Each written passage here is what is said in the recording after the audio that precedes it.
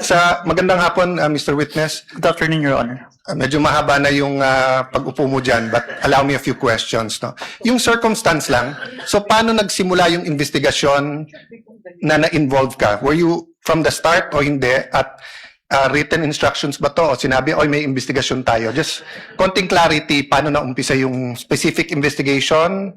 And was it based on the November 3 video? Tama ba? November 23, Your Honor. Okay. It all started, I received a phone call, sir, from my executive officer that there is a video wherein there is a statement given by the Vice President, which is classified as threat, and I was tasked and assigned to investigate the case, sir.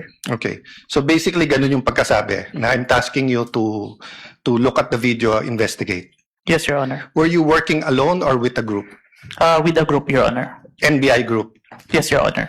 And was this, is there an interagency also or just purely NBI? Don't have personal knowledge. Maybe our chief, sir, has the Okay. knowledge on that, sir. Yes. No, that's all I asked for naman, yung personal knowledge. Yes, Your Honor.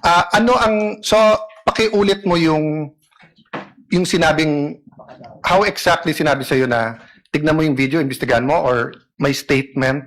So, To be specific, sir, as far as I remember, may statement si Vice President regarding the November 23 press conference na kung saan may pagbabanta na naganap, Okay. pakiimbestigahan. pakiimbestigahan. So, ganun ka general. May Yes po. pagbabantang naganap, pakiimbestigahan. Yes po. And you proceeded by watching the video. Yes, Your Honor. And when you watched the video, you got to the part na may pagbabanta. No, Your Honor, I first don't know which part of that. So you watched the whole video, of course. First, the clippings, Your Honor. Okay. Then, I look for the whole video, Your Honor.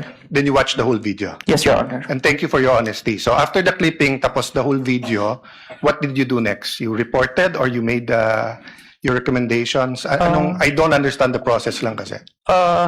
Upon identifying the whole video, I informed my executive officer that I identified the video, Your Honor. And then yung sinabi mo yesterday, then you started looking for patterns. That's why you looked at yung dating mga video ni Vice President. Yes, Your Honor.